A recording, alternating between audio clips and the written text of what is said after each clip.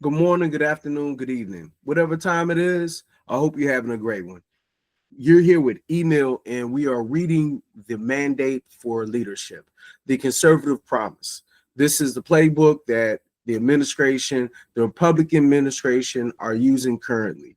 So go ahead and turn to page 745.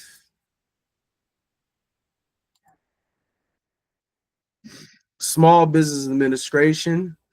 The author is Karen Kerrigan. That this is going to be her work. While this is going on, I will be doing some more research behind the scenes and setting up some things. So after the reading, we will be having a summary, maybe a picture or two, and a conversation about the text. All right. 25 Small Business Administration Karen Kerrigan Mission Statement. The U.S. Small Business Administration, SBA, supports U.S. entrepreneurship and small business growth by strengthening free enterprise through policy advocacy and facilitating programs that help entrepreneurs to launch and grow their businesses and compete effectively in the global marketplace. Overview. Created almost 70 years ago, the SBA was launched under the Small Business Act with a mission to aid, counsel, assist and protect, insofar as is possible, the interests of small business concerns. 1. According to its current mission statement, the U.S. Small Business Administration, SBA, helps Americans start, grow, and build resilient businesses. SBA was created in 1953 as an independent agency of the federal government to aid, counsel, assist and protect the interests of small business concerns, preserve free competitive enterprise, and maintain and strengthen the overall economy of our nation. Point 2. The SBA's founding mission has evolved over time as programs have been expanded or implemented, subject to the philosophical grounding of each administration as well as assorted economic challenges and the occurrence of natural disasters. Because of its distinct role in the federal government, the SBA became 746 mandate for leadership, the conservative promise, the default agency for providing disaster loans to small businesses, homeowners, renters, and organizations. As a result, hundreds of billions of taxpayer dollars have been funneled through the agency to businesses and individuals over the years. Some SBA programs are effective, others are not. The largest program in SBA's history, the Paycheck Protection Program, PPP, has been credited with saving millions of jobs during the COVID-19 pandemic. Point 3. A conservative administration would rightly focus on saving small businesses during such a crisis. At the same time, however, various SBA programs have generated waste, fraud, and mismanagement of taxpayer dollars. For example, and more recently, more than $1 trillion in COVID-19 relief was distributed through the SBA. Point 4. The SBA's EIDL, Economic Injury Disaster Loan, Advance Program in particular shows the dangers that can come with direct government lending. EIDL Advance provided direct cash grants and loans to small businesses. The SBA Office of Inspector General identified $78.1 billion in potentially fraudulent EIDL loans and grants paid to ineligible entities, 5 which represented more than half of all funds spent through the program. Although PPP worked through private lenders and as a result experienced relatively less fraud than EIDL experienced, it is estimated that at least 70,000 PPP loans were potentially fraudulent. 6. Origin, history, and core functions. In 1954, the agency began to execute such core functions as making and guaranteeing loans for small businesses, ensuring that small businesses earn a fair proportion of government contracts and sales of surplus property, and providing business owners with management and business training. 7. In 1970, President Richard Nixon's Executive Order 11,518 enhanced the agency's advocacy role by providing for the increased representation of the interests of small business concerns before departments and agencies of the United States government. 8. This advocacy role was strengthened with the adoption of the Small Business Amendments of 1974, 9, which established the Chief Counsel for Advocacy, and was then reinforced and expanded in 1976 with the creation of the Office of Advocacy, providing additional resources to ensure that small businesses had a voice in the regulatory process. In 1980, the Regulatory Flexibility Act, RFA, 10 further strengthened the Office of Advocacy's role, providing accountability across federal agencies to ensure that they considered the impact of their rulemakings on small businesses. The RFA requires federal agencies to consider the effects of their regulations on small businesses and other small entities. 11 And the Office of Advocacy is charged with ensuring that federal agencies abide by the law and is required to provide an annual report to the President and the Senate and House committees on small business. 12 In addition, the Trade Facilitation and Trade Enforcement Act, TFTA, of 201,613 747 Small Business Administration established a new role for the Office of Advocacy, to facilitate greater consideration of small business economic issues during international trade negotiations. 14 This small office has been relatively effective over the years, and more productive during periods when a strong chief counsel for advocacy has been installed to utilize the Office of Advocacy's authority aggressively to provide a check on regulatory overreach. The office is one of the bright spots within the SBA that a conservative administration could supercharge to dismantle extreme regulatory policies and advance limited government reforms that promote economic freedom and opportunity. Currently, the SBA's 4 core functions include: Access to capital. SBA maintains assorted financing and lending programs for small businesses, from micro-lending to debt and equity investment capital. Entrepreneurial development programs. SBA provides free or low-cost training at more than 1,800 locations and through online platforms and webinars. Government contracting support programs. Through goals established by the SBA for federal departments and agencies, the broader goal is to ensure that small businesses win 23% of prime contracts. Advocacy. This independent office within the SBA works to ensure that federal agencies consider small businesses' concerns and impact in rulemakings. The office also conducts small business research. Budgetary fluctuation. SBA's budget and programs have expanded significantly under some administrations and have been scaled back under others. President Ronald Reagan cut the SBA's budget by more than 30%, and his annual budgets regularly proposed to eliminate the agency altogether. 15 Under President George W. Bush, SBA Administrator Hector Barreto said that SBA's goal was to do more with less. 16 But this changed because of Hurricane Katrina and a surge in disaster funding. In 2016, President Barack Obama considered streamlining and combining SBA programs and other business-related agencies and programs under one entity at the U.S. Department of Commerce, but opposition within the small business lobby in Washington scuttled the effort. 17 In general, SBA budget fluctuations have been driven by several factors such as efforts by administrations either to cut or to greatly expand programs, the need to boost disaster assistance because of economic or weather-related events, Business 748 mandate for leadership, the conservative promise loan credit subsidy costs, and miscellaneous program enhancements to support small businesses through economic challenges or circumstances. As noted by the Congressional Research Service, overall, the SBA's appropriations have ranged from a high of over $761.90 billion in FY 2020 to a low of $571.8 million in FY 2007. Much of this volatility is due to significant variation in supplemental appropriations for disaster assistance to address economic damages caused by major hurricanes and for SBA lending program enhancements to help small businesses access capital during and immediately following recessions.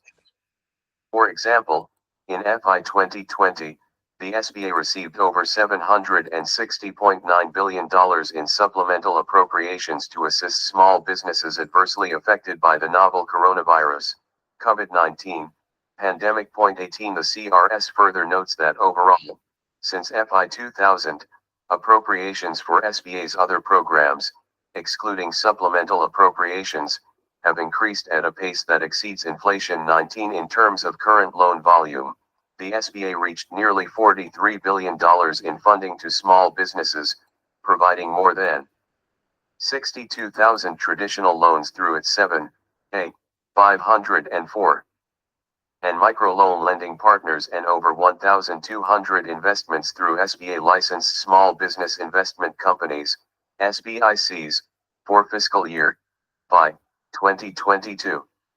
20. The agency's total budgetary resources for FY 2022 amount to $44.25 billion, which represents 0.4% of the FY 2022 U.S. federal budget. 21 History of mismanagement. Throughout its history, various SBA programs and practices have generated negative news headlines, and scathing Government Accountability Office (GAO) and Inspector General (IG) reports that have centered on mismanagement, lack of competent personnel and/or systems, and waste. Fraud and abuse. 22 From the AIDA program 23 to Hurricane Katrina 24 to the more current COVID-19 EIDL program and PPP lending program 25, the SBA has managed to maintain its lending role even when repeated system failures have affected its distribution of funds.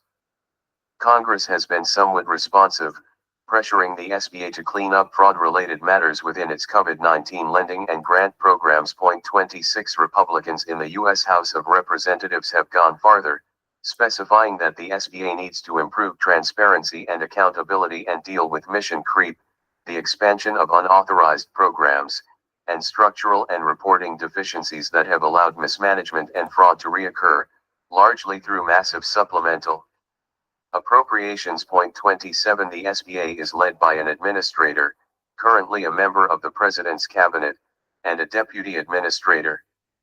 Senate confirmed appointees include 749 Small Business Administration, the administrator, deputy administrator, chief counsel for advocacy, and inspector general.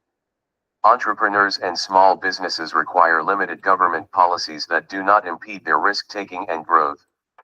A future administration can leverage and strengthen core SBA functions that have been fairly effective at reining in and calling attention to costly regulations and policies that are harmful to small businesses. This core advocacy function is aided both by statutory authority and by a network of small business organizations and allies that support limited government policies. 28 Moreover, an effective SBA administrator and leadership team can work and advocate across the federal government to ensure that extreme regulatory policies or anti-competitive rules and actions that may favor big businesses over small businesses or international competitors over American small businesses are dismantled or do not progress when proposed. Mission creep and enlargement. As noted, Republicans in the U.S. House of Representatives have evidenced concern about SBA mission creep and the need to make a sprawling, unaccountable agency more focused and operationally sound. Moreover, there is unease that the agency has moved from being open to any eligible small business searching for support to being hyper-focused on disproportionately impacted, politically favored, or geographically situated small businesses and entrepreneurs. Today, initiatives aimed at inclusivity are in fact creating exclusivity and stringent selectivity in deciding what types of small businesses and entities can use SBA programs. For example, even though the SBA under President Donald Trump proposed a rule to remove all of the unconstitutional religious exclusions from its regulations 29 to conform with Supreme Court decisions that have made their unconstitutionality clear, the SBA has not acted on the proposed rule and still uses religious exclusions in determining eligibility for business loans. Several other specific concerns include but are not limited to: the SBA's request to become a designated voter agency in response to President Biden's executive order on promoting access to voting. 30 the creation of duplicative channels and pilot programs for the delivery of business training rather than working through existing counseling partners. The programs are largely duplicative of private, state and local government, and educational system offerings. 31 LA push to expand direct government lending. 32 750 mandate for leadership. The conservative promise the SBA in a conservative administration. Reforming and restructuring the SBA under a conservative administration would meet the needs of America's small business owners and entrepreneurs, not special interests in Washington, D.C. Entrepreneurs believe the SBA is fairly archaic in its operations and programming and must be transformed to serve small businesses in the modern economy effectively. 33 Therefore, a restructured and reformed SBA would end the long-term deficiencies, practices, and problems that have prolonged the decades-long cycle of waste, fraud, and mismanagement.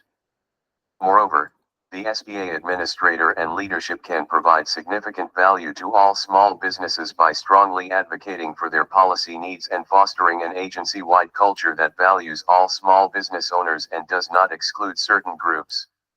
Under a conservative administration, success would yield a highly qualified SBA administrator and leadership team that can competently run the agency and enthusiastically advocate for the policy issues and needs of small business owners and entrepreneurs. A tighter, more focused SBA that concentrates on congressionally authorized programs.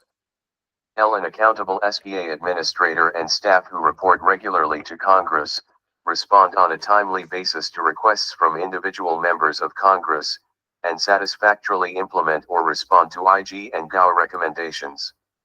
A full accounting of and an end to waste, fraud, and abuse in all COVID-19 relief programs, including the PPP and EIDL programs, an action that follows the rule of law by ensuring that loan recipients who are not eligible for loan forgiveness or who falsified loan applications either pay back the funds or are referred to law enforcement.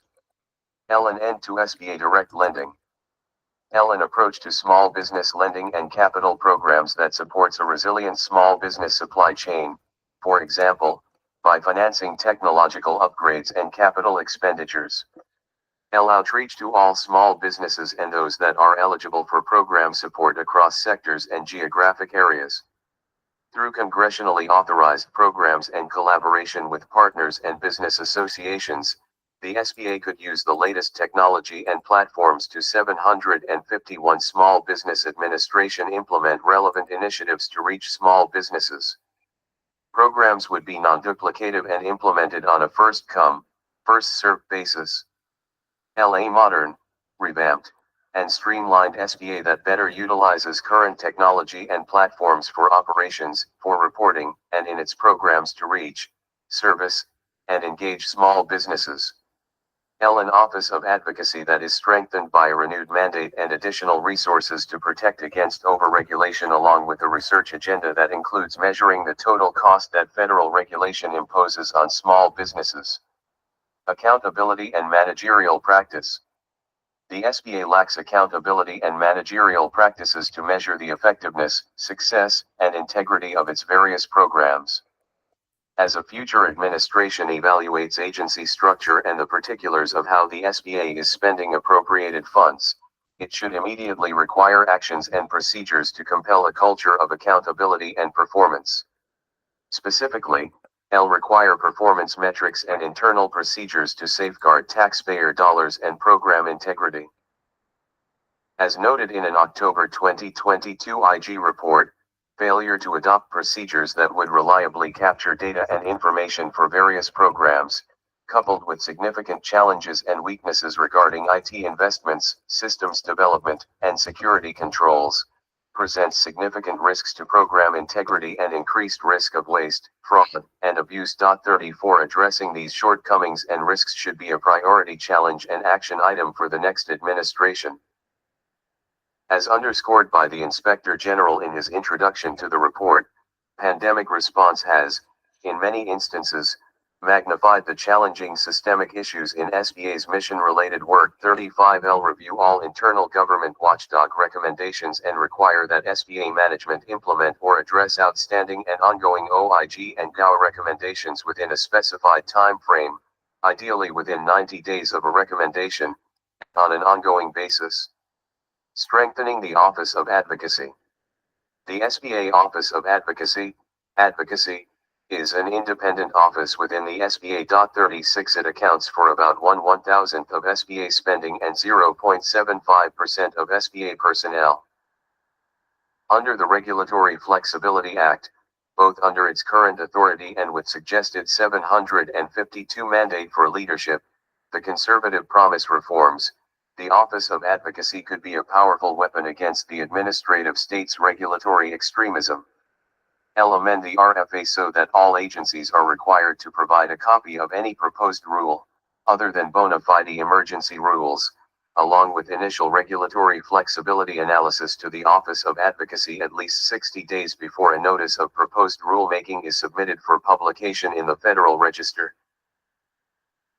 The Office of Advocacy would submit comments to agencies within 30 days, and each agency would have to consider these comments, make changes in the proposed rule based on those comments, or explain in a revised regulatory flexibility analysis why it chose not to change the proposed rule.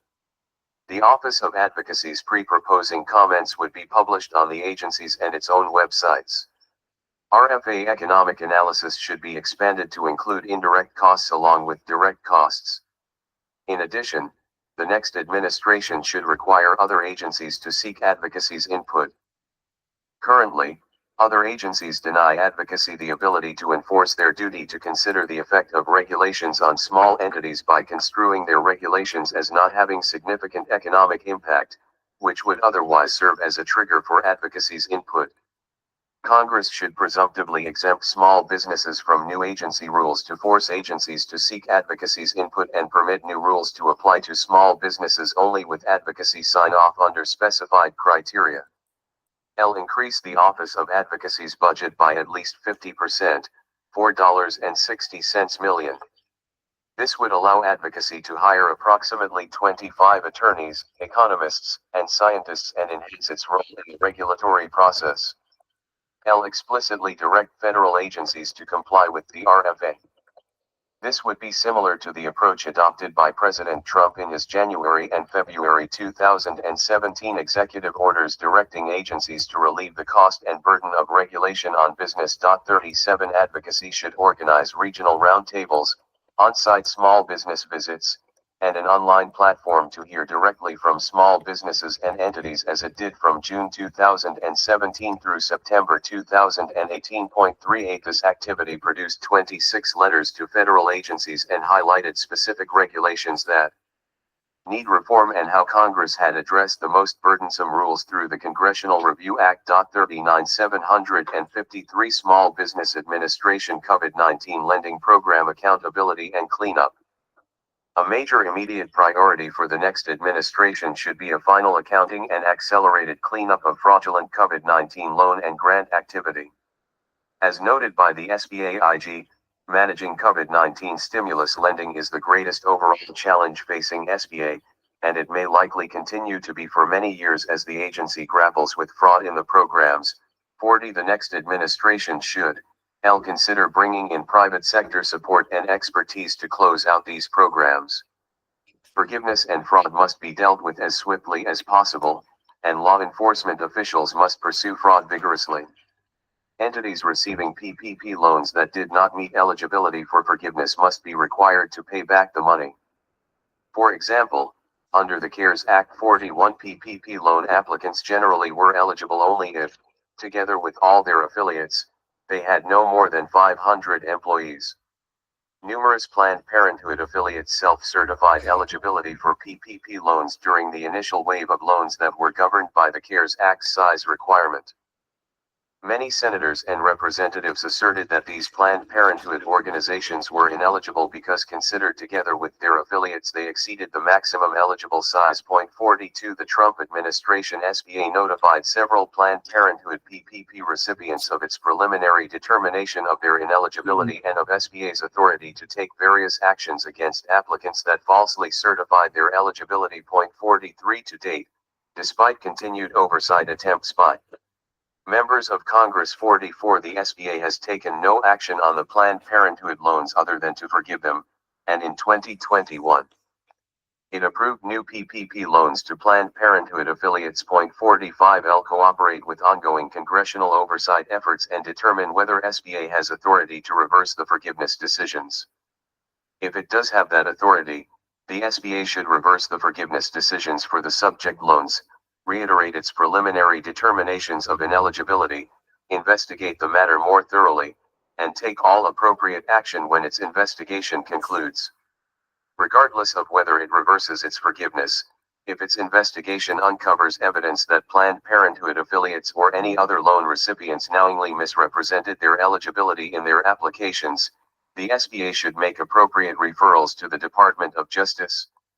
754 Mandate for Leadership, the Conservative Promise Disaster Loan Program and Direct Lending.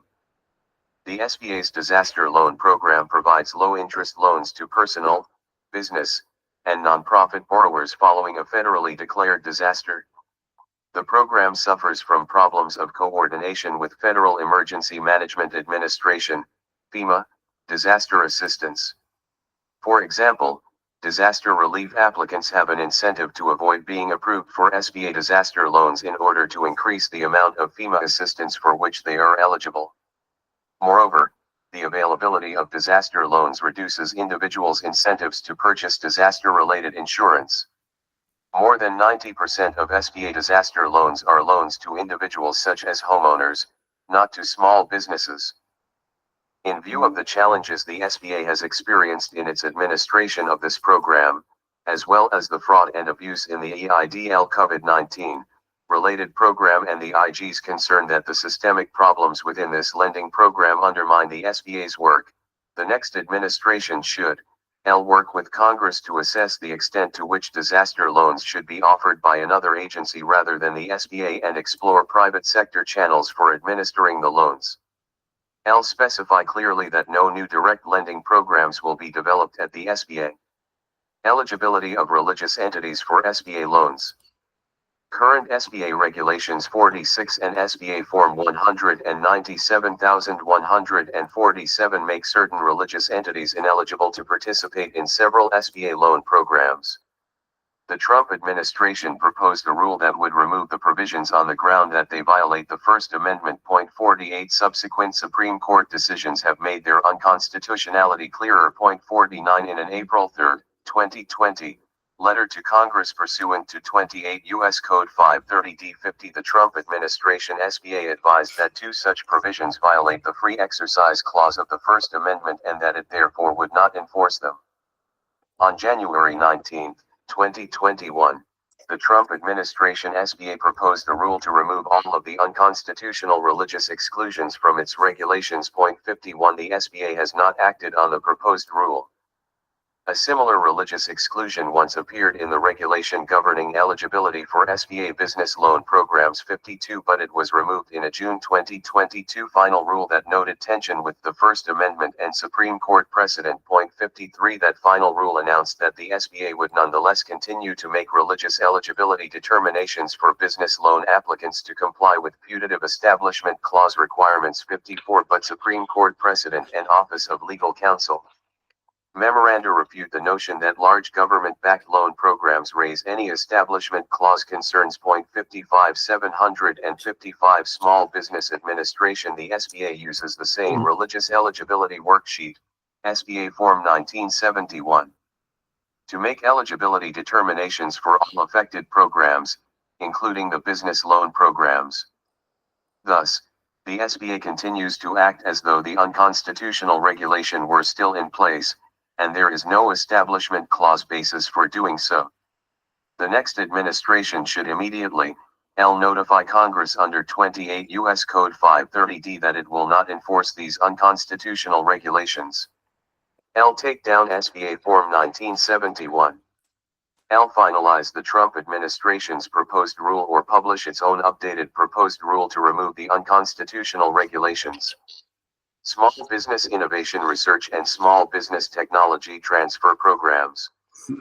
The SBA coordinates and monitors the Small Business Innovation Research, SBIR, and Small Business Technology Transfer, STTR, programs for all federal agencies with extramural budgets for research or research and development, R/R&D, in excess of the expenditures established in Sections 9F and 9N of the Small Business Act 56. The SBIR and STTR Extension Act of 2022 extended these programs from September 30, 2022, through September 30, 2025. 57 SBIR requires that 3.2% of spending by agencies with extramural R&D budgets of $100 million or more must be directed to small businesses. STTR allocates 0.45% of federal research spending to small firms. 0.58 Research has shown that this small portion of federal R&D spending is disproportionately effective. 0.59 The SBIR program has consistently demonstrated its ability to fund advanced technologies through to private market viability and invests more in America's heartland than venture capital invests. 0.60 SBIR and STTR have overcome the tendency of federal contracting officers to deal only with large firms that are familiar to them and have the expertise and lobbying clout to navigate the federal procurement process. The next administration should continue the SBIR and SBTT programs as they successfully fund the next wave of technological innovation to compete with big tech. Urge Congress to expand the amount that other agencies are required to set aside from their general R&D budgets for the SBIR program. Ensure the enactment of stricter rules requiring that SBIR funds must be expended on capital investments in the United States.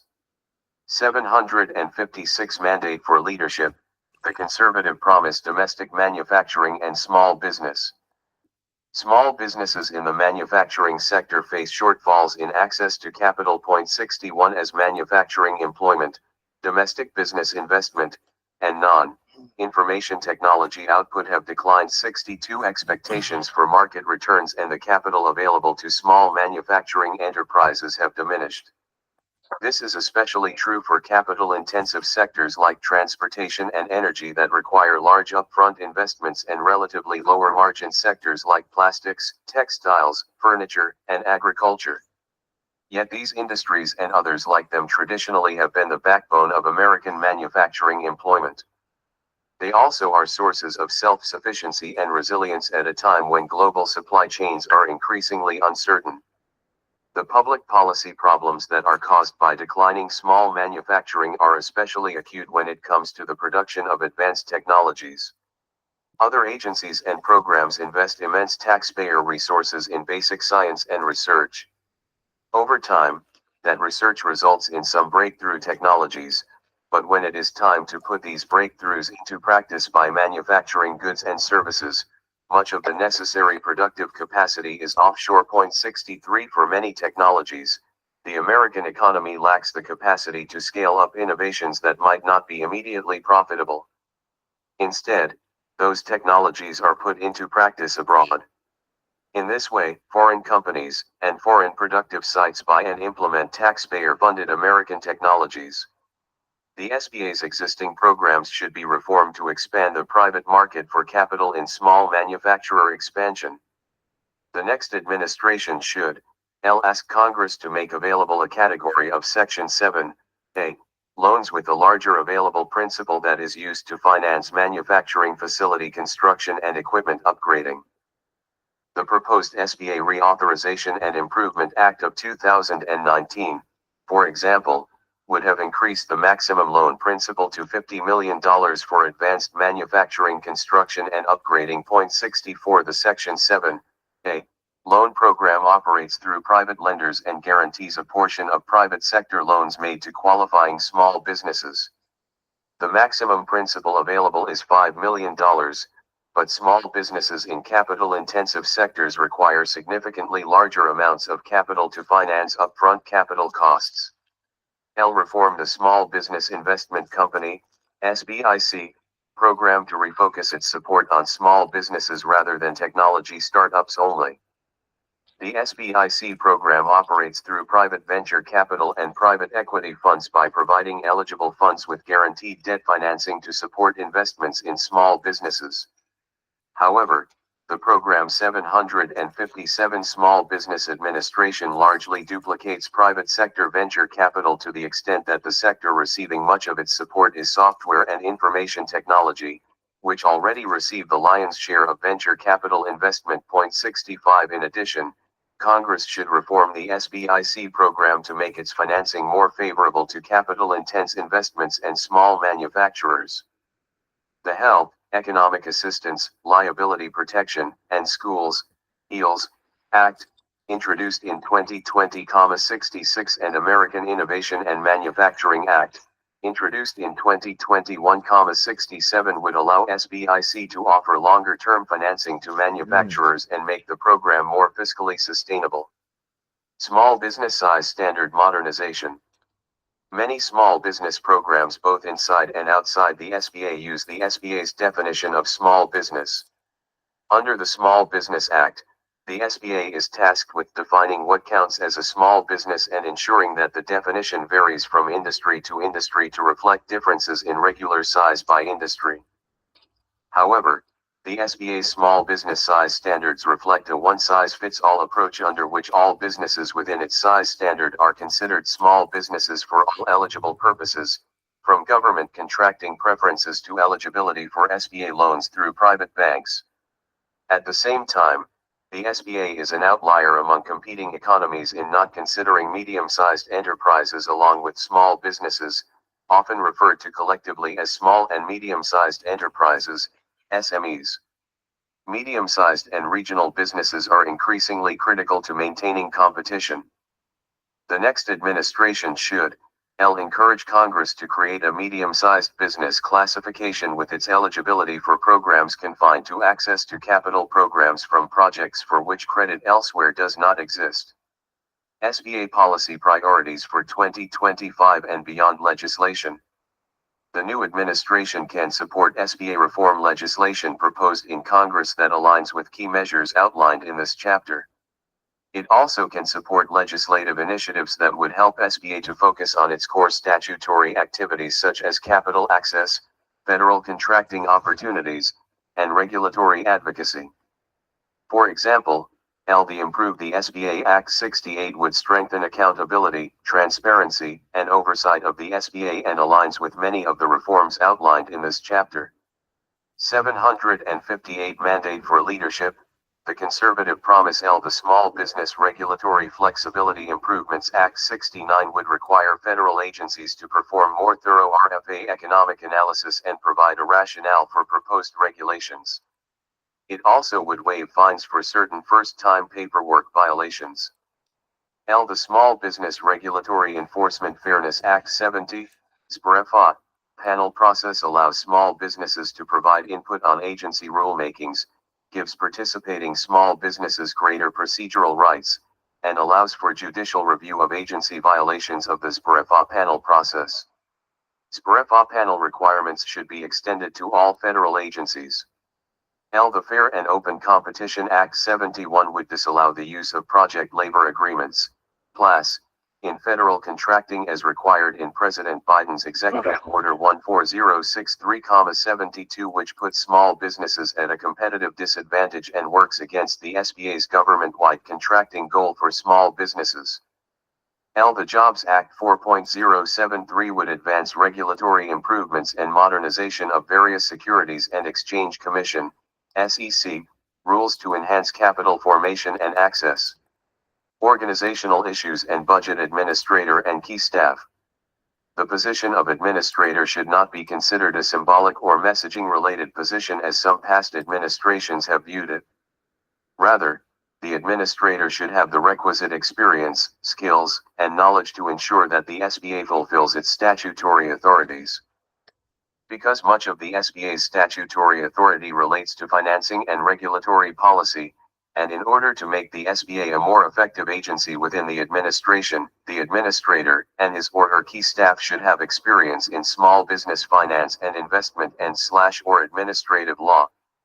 For example, during the COVID-19 pandemic, the SBA was often forced to outsource key decisions and administrative follow-through to the Department of the Treasury. The SBA administrator and leadership team must share the President's mission and vision and execute the administration's policies effectively. Budget. The next administration should undertake a comprehensive review of the effectiveness of its various loan and grant programs and provide a report to Congress within 6 months. The report should rank programs by cost effectiveness. In the interim, the roughly $1 billion overall agency budget should be held constant until the report is considered, after which Congress should terminate 759 Small Business Administration ineffective programs, consolidate duplicative functions, and reallocate resources to more effective programs, such as the Office of Advocacy, or consider reducing the SBA budget.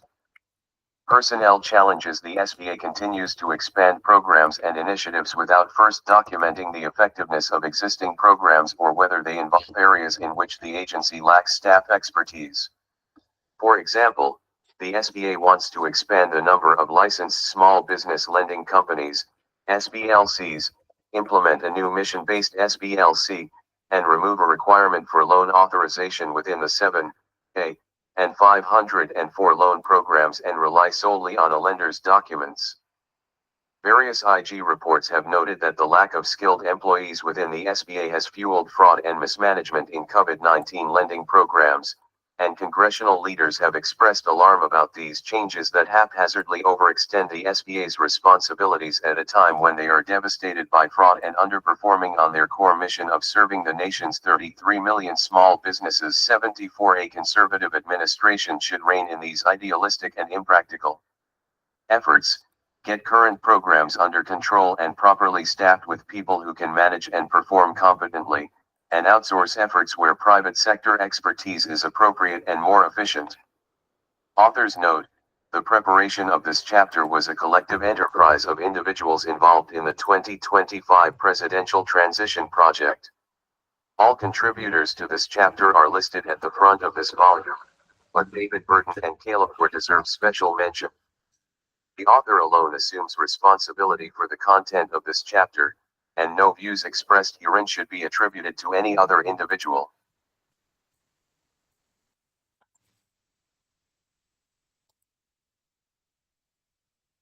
All right, so let's talk about it. So the pros and cons of what we got going on. Let's go ahead and talk about what the SBA does. All right, the SBA is the Small Business Administration, which was originally created in 1953 to support small businesses through access to capital, training, and federal contracts. Over time, its role has expanded, especially in disaster relief efforts such as COVID-19 aid. While some SBA programs, such as the Paycheck Protection Program, PPPP, have successfully preserved jobs, they have also been plagued by fraud and mismanagement. The agency's budget fluctuates based on economic crisis, with appropriation often surging during major disasters. Critics argue that the SBA has deviated from its core mission, expanding into political motivated initiatives and suffering from inefficiencies. To address these concerns, conservative policymakers propose reforms aimed at refocusing the SBA on its original functions, eliminating direct government lending, improving oversight, and modernizing operations through stronger accountability measures. So the following are the pros from what they have. So the first one will be eliminating waste and fraud. Reducing direct government lending could curb fraud seen in COVID era relief programs.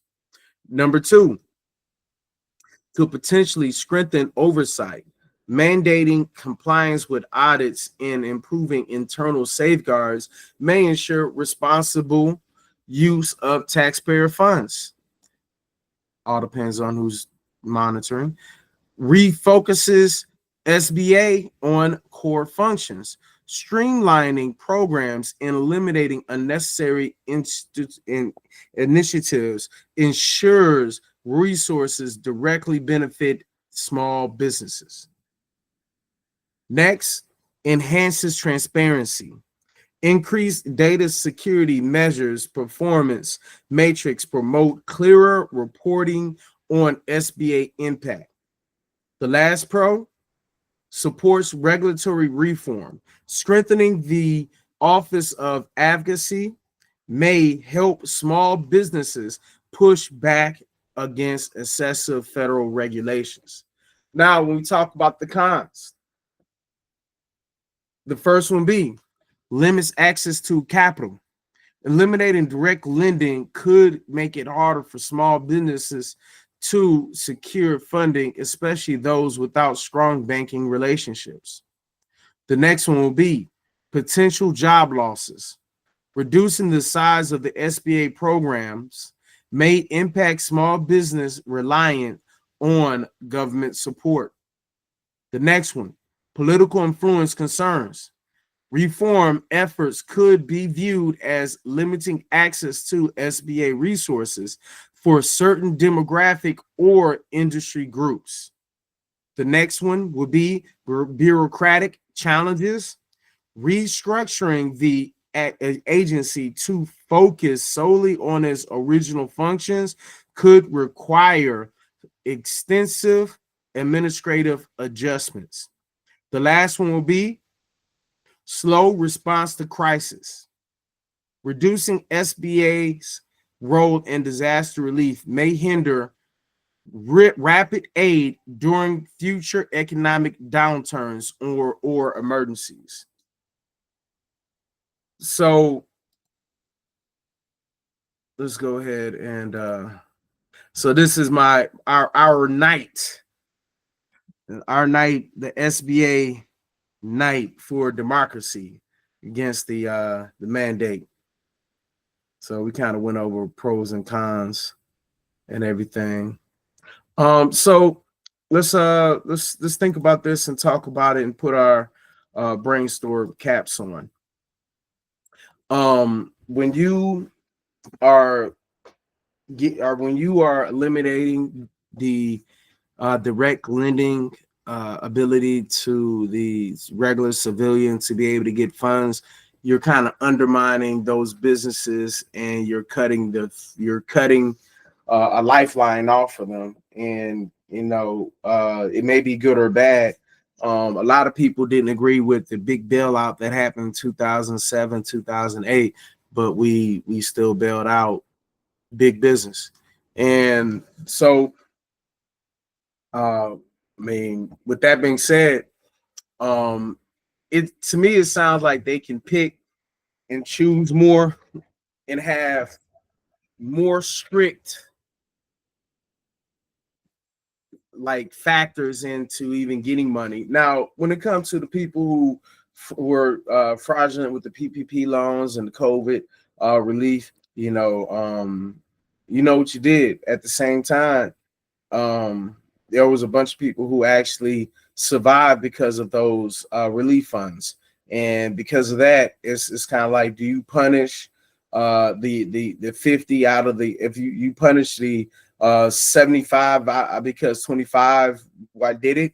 I mean, to me it sounds like it should have been more of a the process, and the vetting process should have been handled a little bit more stringently.